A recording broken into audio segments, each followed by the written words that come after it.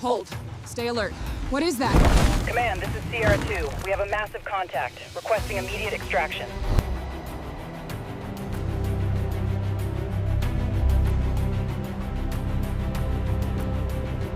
Washington State does not feel like the rest of America once you leave the highways behind. Because beyond the postcard forests and snow-dusted mountains, there's a sense that the land itself is old, observant, and unwilling to be fully known. A place where silence feels deliberate rather than empty.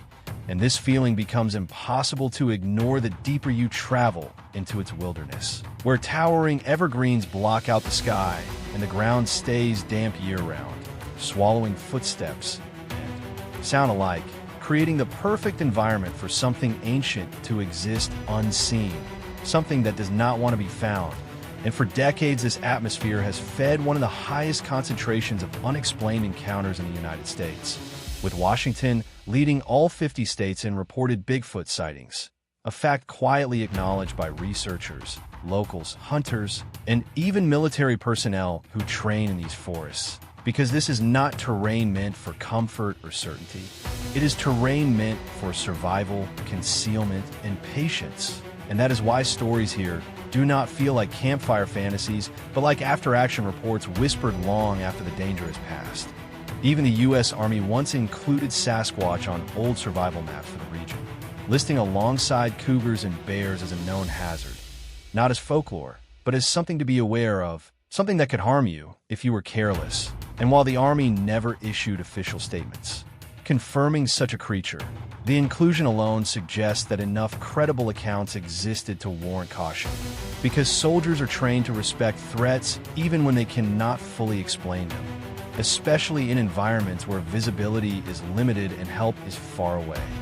Washington's wilderness is vast and underexplored, riddled with canyons, volcanic ridges, and forest corridors where sound travels strangely and movement can be masked with ease, making it the ideal refuge for something intelligent, territorial, and physically powerful.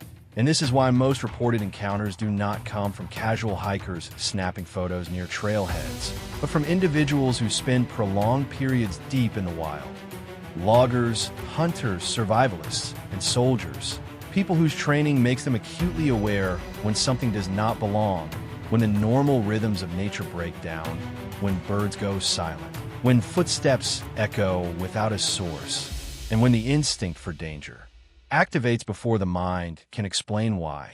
Washington is also home to numerous military installations, including remote training zones carved directly into these forests, places where elite units conduct night patrols, survival exercises, and combat simulations under conditions designed to replicate hostile environments. And it is within these same training grounds that some of the most disturbing encounters have occurred, because unlike civilians, soldiers are trained observers accustomed to stress, darkness, and fear. Yet even they have described moments in these woods where discipline failed and something primal took over. Moments where their confidence evaporated and was replaced with the unmistakable sensation of being hunted rather than hunting. This chapter is not about proving the existence of Bigfoot, nor is it about sensationalizing legends for entertainment. It is about understanding why so many independent accounts from credible individuals point to the same unsettling conclusion, that something unknown shares this land, something that understands us more than we understand it. Something that watches from the tree line and chooses when to reveal itself, if at all. And before we examine the infamous battles, the military encounters, and the close-range sightings that followed, we must first understand the environment that allows such stories to exist. Because Washington is not merely a backdrop to these events, it is an active participant, a landscape that hides, protects, and perhaps even nurtures what should not be there. And once you accept that reality, the stories that follow no longer sound impossible. They sound inevitable. Long before soldiers trained under night vision goggles, and before Washington's forests echoed with the controlled chaos of military exercises, there was a canyon near the eastern flank of Mount St. Helens that locals spoke about in lowered voices. A narrow, rugged cut in the land, where shadows lingered longer than they should, and where animals avoided passing through unless forced. a place that would eventually earn the name Ape Canyon. Though in July of 1924, it was simply another remote stretch of wilderness to a small group of hardened gold miners who believed they understood the land better than most. Men who had spent years clawing wealth from unforgiving terrain and who trusted their rifles, instincts, and experience to keep them alive. These miners were not tourists or thrill seekers. They were professionals accustomed to isolation and danger, men who had endured harsh winters, equipment failures, injuries, and the constant threat of starvation, and among them was Fred Beck, a man whose later account would become one of the most controversial wilderness narratives in American history. Not because it was fantastical, but because it was precise, restrained, and disturbingly consistent. Beck and 4 others have been working a claim known as the Vanderwhite Mine, hidden deep within the forest near Mount St. Helens, accessible only by long hikes through dense timber and steep terrain. And after 6 years of operating in the area, they believed they had grown familiar with its patterns, its sounds, and its dangers. Yet on this particular trip, something felt different from the very beginning. An unease that settled over the group like a low fog, subtle but persistent, the kind of feeling that experienced outdoorsmen do not dismiss lightly. As they moved through the forest toward their cabin, the men noticed strange vocalizations echoing from ridge to ridge, sounds that did not match any known animal in the region. Sharp whistles answered by distant calls, rhythmic and deliberate, as if communication were taking place just beyond their field of vision. And while predators such as wolves and cougars were known in the area, these sounds carried an intelligence and structure that felt wrong, something closer to language than instinct. The men attempted to rationalize it, suggesting coyotes or birds distorted by the terrain. But the longer it continued, the harder it became to ignore, especially when the calls began drawing closer, circling, rather than passing through, as if the source were tracking their movement.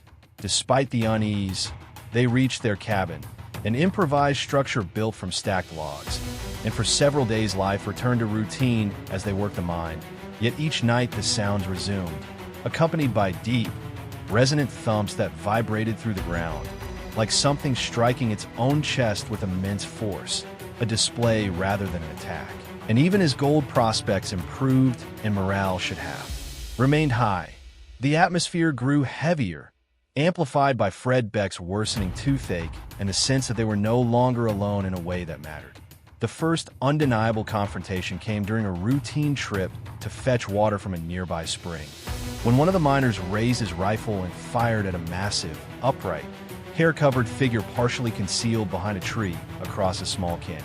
A figure estimated to be over 7 feet tall, moving with speed and balance no bear could match, and those shots struck bark and dirt. The creature retreated without collapsing, vanishing into the forest as if absorbing the encounter rather than fleeing from it, leaving the men shaken, breathless, and painfully aware that they had crossed a line they did not understand. They returned to the cabin knowing something had changed, agreeing to leave the area the following morning, unaware that the night ahead would transform their unease into terror and their story into legend. Because Ape Canyon was not a place that tolerated intrusion lightly, and whatever watched them from the tree line had already decided that their presence was unacceptable. The miners had faced danger before, but nothing in their years of prospecting prepared them for what began shortly after midnight, when sleep was shattered by the unmistakable sound of impact, heavy and violent, as if the forest itself had risen up and begun hurling its weight against the fragile boundaries of their cabin. And within seconds the realization set in that these were not falling branches or rolling debris, but rocks, deliberately thrown, large stones slamming into the log walls with enough force to crack wood and send splinters skittering across the floor. Each strike calculated, testing, probing, and as the men scrambled for their rifles and pistols, the truth became horrifyingly clear that they were under siege. The cabin had no windows, only narrow gaps between the stacked logs, and through these crude openings the miners saw movement. Multiple large figures circling the structure on 2 legs, their outlines intermittently illuminated by moonlight, massive shoulders, rolling, long arms reaching down to gather stones with practiced efficiency, And what terrified the men most was not just the creature's size, but their coordination, the way the attacks paused and resumed, as if the assailants were communicating, adjusting tactics, learning. Gunfire erupted from inside the cabin in desperate bursts, shots fired through gaps in the walls whenever the rock assaults intensified. And while the men could have taken clearer shots when the figures lingered too close, Fred Beck later wrote that they hesitated, instinctively understanding that killing one might escalate the situation beyond survival. The restraint, however irrational it seemed, might be the only thing preventing complete annihilation. The assault continued relentlessly, rocks smashing against the roof, some landing with such force that the logs groaned under the strain, and at one point the creatures climbed onto the cabin itself, their weight pressing down as bullets punched upward through. The ceiling in wild arcs of muzzle flash and splintered wood, the men bracing the heavy log door with a pole ripped from a bunk bed as something on the other side leaned into it, testing its strength, pushing until the entire structure vibrated like a struck drum. Fear narrowed time into fragments, minutes stretching into hours as the men rotated positions, hands shaking, ears ringing, lungs filled with smoke and dust. Every pause in the attack followed by the dreadful certainty that it was not over, only regrouping. And then came the moment that would haunt Fred Beck for the rest of his life, when one of the creatures reached an arm through a gap in the wall, its hand closing around the handle of an axe stored inside. The sheer size of the limb making it impossible to mistake for a bear or any known animal. And as Beck twisted the axe head to wedge it against the logs, another miner fired, the bullet passing close enough to graze Beck's skin, a desperate gamble that underscored how thin the line between survival and death had become. Throughout the night, the men noticed something even more unsettling than the violence, the restraint, because despite their overwhelming strength and numbers, the creatures never breached the cabin completely, never attempted to tear it apart outright, instead choosing to intimidate, to dominate, to force the men into submission through sustained pressure, as if teaching a lesson rather than seeking a kill. And this restraint suggested intelligence, intent, and a territorial boundary that had been crossed.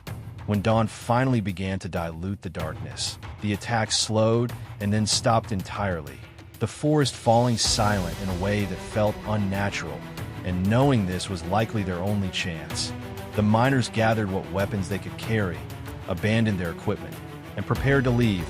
But even as they stepped cautiously into the morning light, scanning the canyon for movement, the ordeal delivered one final blow. As Beck spotted a figure standing near the edge of a cliff, upright and motionless, watching them, and acting on instinct rather than reason, he fired, the shot striking true enough to send the creature tumbling backward and disappearing into the gorge below. A moment that has since fueled endless debate about whether a body was ever recovered or whether the fall itself was fatal. But for the men involved, there was no victory in the act, only confirmation that whatever they had encountered was real, physical, and capable of suffering. And as they fled Ape Canyon without looking back, they carried with them the knowledge that the forest had not merely warned them, it had fought them, and allowed them to leave only because the lesson had been learned. Nearly a century after the miners fled Ape Canyon, Washington's forest had changed on the surface, but not in spirit, because while roads, bases, and training areas now cut through the wilderness, the deeper regions remained just as isolated, just as unforgiving. It was into these same shadows that U.S. Army Special Forces would deploy for pre-mission training exercises, men hardened by combat zones in Bosnia, Afghanistan, and Iraq, men who understood the difference between fear and danger, and who trusted their senses precisely because those senses had kept them alive overseas. In 2006, during a series of night patrol drills at Fort Lewis, a Green Beret team operating in an extremely remote training area began encountering anomalies that did not fit any known threat profile, shapes moving through dense foliage without triggering normal wildlife behavior, heavy footfalls that pressed deep into wet earth as if the source carried significant mass, and the constant sensation of being watched from multiple directions at once. a sensation so persistent that it forced the team to increase security rotations from standard levels to half the unit awake at any given time. A decision not made lightly during training, but one driven by instinct rather than protocol. The environment worked against them. Thick cloud cover rendering night vision goggles unreliable and forcing the soldiers to rely on limited thermal equipment that they had chosen not to carry due to weight and battery. Constraints, leaving them exposed in a way that felt uncomfortably familiar to combat patrols in hostile terrain. And at first they attempted to rationalize what they were experiencing, assuming locals, poachers, or criminals might be tracking them for weapons. A plausible threat given the value of military equipment. Yet the deeper they moved, the clearer it became that this was no human presence. The tracks they found were wrong, too large, pressed too deeply into the mud, spaced in a way that suggested long, powerful strides rather than boots. And when the smell hit them, a nauseating combination of rot, wet animal fur, and decay, it overrode training and logic alike because it was the kind of smell that signaled something biological, something alive, something territorial, and something very close. Two soldiers pushed ahead to scout and discovered a clearing that resembled a bedding site, constructed with broken branches and brush arranged deliberately, not randomly, snapped. From trees at heights far exceeding human reach, and scattered among the debris they found coarse, reddish-brown hair, thick and bristly, unlike deer or elk. And in that moment, the unspoken thought became unavoidable, even among men conditioned to dismiss superstition, because the signs matched too closely with stories they had all heard but never truly believed.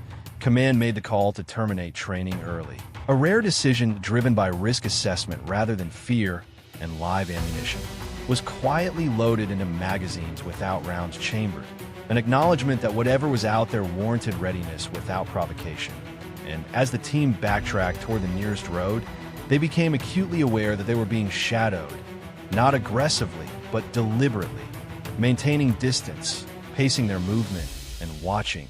And the most unsettling part was not the pursuit itself, but the sense of mutual awareness. A silent understanding between two groups of hunters who recognized each other as capable and dangerous. The soldiers moved tactically, conserving energy, scanning sectors, ready for contact that never came. And just before dawn, they reached a road and flagged down a military vehicle, ending the exercise without a single shot fired. Yet the encounter left a deeper mark than many firefights overseas, because it suggested intent without violence, dominance without confrontation, and intelligence without communication, and in private reflections. Afterward, the soldier who shared the account admitted that he believed they had entered the territory of more than one Sasquatch, and that restraint on both sides had prevented escalation.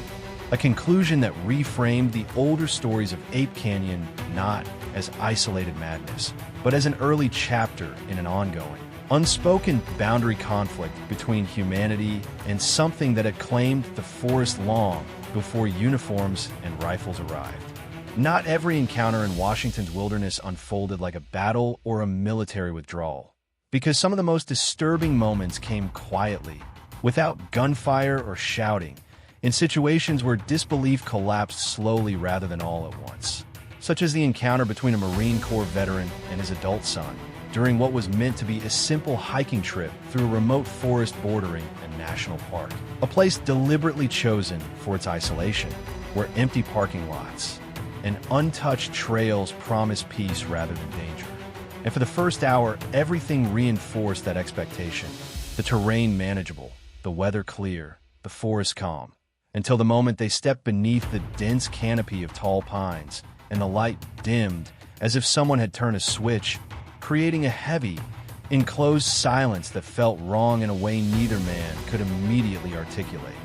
The father, a former Marine in his late 60s, paused to take photographs, capturing the stillness he had missed after years away from nature.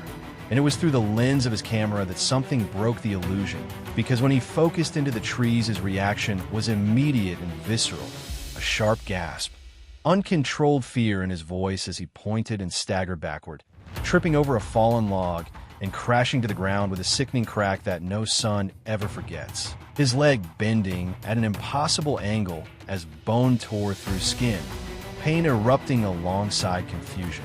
And yet, even in that moment, his first words were not about the injury, but about what he had seen, insisting through clenched teeth that something was out there, something large, hairy, and watching.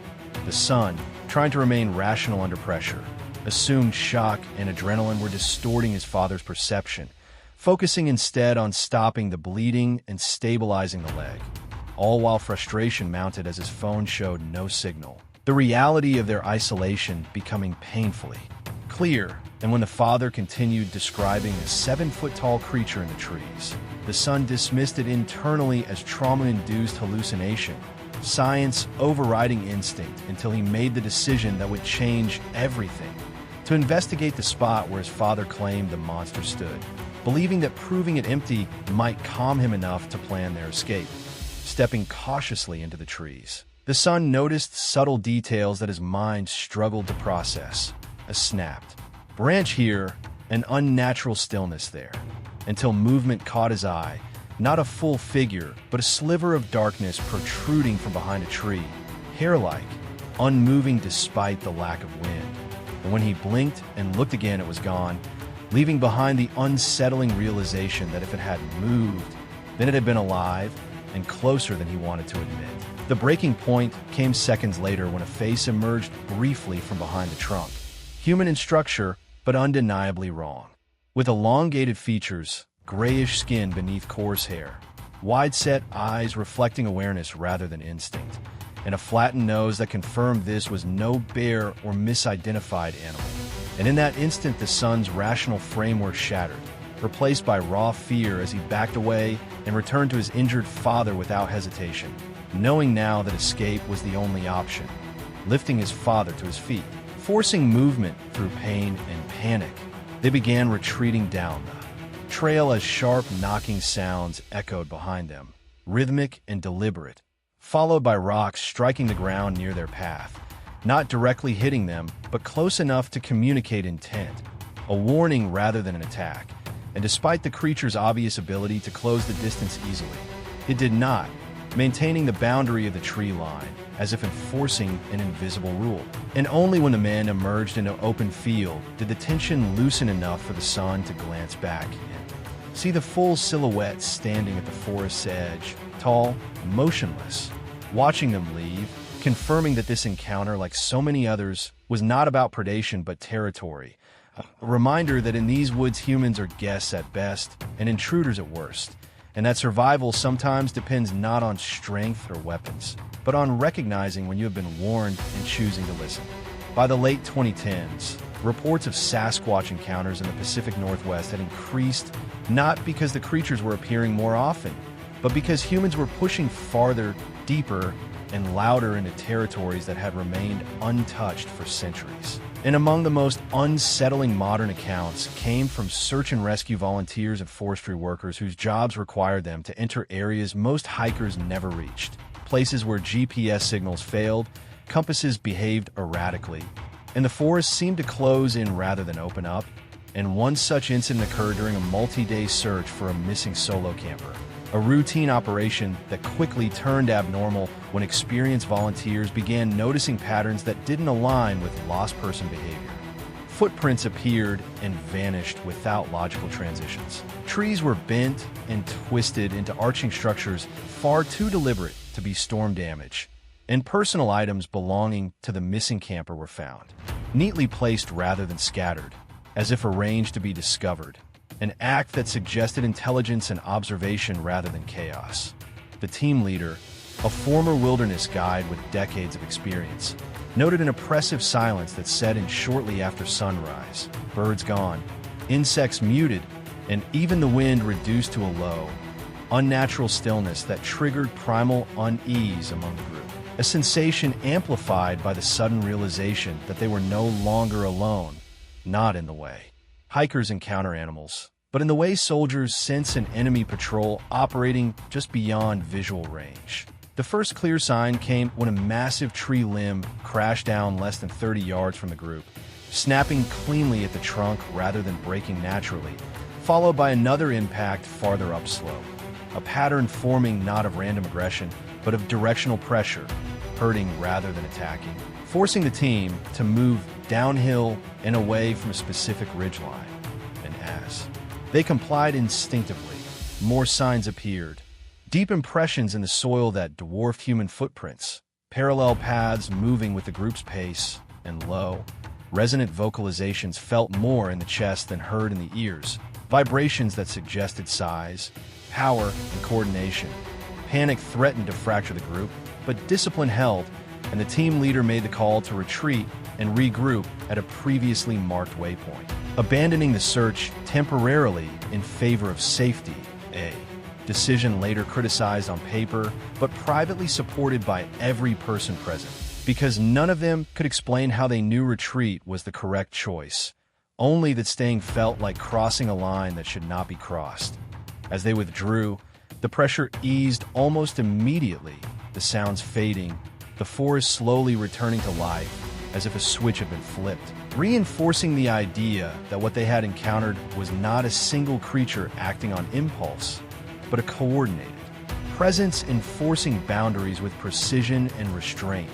Days later, when the search resumed along a different approach route, the missing camper was found miles away from his last known location, dehydrated but alive, unable to clearly explain how he had traveled so far through terrain he lacked the skill to navigate, describing instead being guided by sounds and movements he never fully saw, led away from something rather than towards safety. And while officials recorded the event as disorientation and survival instinct, the volunteers involved knew better, recognizing the same pattern echoed across decades of reports, that when humans wander too deep, something in the forest does not always attack, but intervenes, redirecting, corralling, and expelling intruders with methods that minimize confrontation while maximizing control. This understanding reframed Sasquatch not as a mythic monster or a simple animal, but as an ancient territorial intelligence adapted perfectly to its environment, one that observes human behavior, learns from it, and responds strategically. And the most unsettling implication was not that such beings existed, but that they had likely been managing their boundaries this way long before humans ever told stories about them. Long before Ape Canyon, long before rifles and roads, quietly shaping outcomes while remaining unseen, ensuring that the forest, no matter how mapped or logged, still belonged to something else. By the time modern researchers revisited Ape Canyon and the surrounding regions with satellite imagery, environmental data, and decades of accumulated witness accounts, the question was no longer whether something unexplained existed in these forests, but why it had remained deliberately just beyond confirmation. And the answer seemed woven into a consistent pattern stretching from the miners of 1924 to soldiers, hikers, and rescue workers nearly a century later, because across every encounter, the same unspoken rule appeared to apply. Humans were observed, assessed, and either tolerated or expelled, rarely attacked outright, and never without warning. Historians noted that the miners' cabin siege, often dismissed as hysteria, now aligned eerily well with modern reports of coordinated rock throwing, elevated positioning, and psychological pressure, tactics that mirrored the non-lethal boundary enforcement seen in recent encounters, suggesting not a random animal behavior, but a learned strategy refined over generations, a strategy rooted in conservation of territory rather than conquest. Anthropologists examining indigenous oral traditions found further reinforcement. Stories describing forest beings not as monsters, but as older neighbors, entities bound by rules of separation, capable of violence, yet restrained by purpose. And when these narratives were layered over modern maps, a striking overlap emerged between high encounter zones and regions that had remained ecologically intact despite logging and development pressures, as if something unseen had acted as an unintentional guardian, discouraging sustained human presence through fear rather than force. Skeptics argued that all of this could still be explained by misidentification, psychology, and coincidence, and yet even they struggled to explain the consistency of restraint, the absence of recovered bodies despite thousands of alleged encounters, and the recurring theme of humans being driven away, rather than hunted, a behavior that contradicted known predator logic but aligned perfectly with territorial intelligence. The forest itself seemed complicit, swallowing evidence with relentless efficiency, rain erasing tracks, undergrowth reclaiming clearings, and time dissolving all but memory, ensuring that proof remained elusive while stories endured. And perhaps that was the point, because absolute confirmation would force confrontation, and confrontation would demand resolution, something neither side appeared to want. In the end, Ape Canyon was never just the site of an isolated incident, but a warning flare marking the edge of a boundary, a place where humans crossed unknowingly and paid the price through fear rather than bloodshed. And as modern society continues to expand, mapping every corner and naming every peak, the silence of the deep forest remains its final defense. A reminder that not all intelligence seeks recognition, not all power announces itself, and not all wars are fought with weapons, because some are fought through presence alone. The legacy of Ape Canyon endures not as proof of a monster, but as evidence of coexistence maintained through distance, an uneasy truce enforced by something that understands us well enough to know when to scare us, when to guide us away, and when to simply watch from the trees, unmoving, patient, and waiting for us to remember that the wilderness was never truly empty, only shared.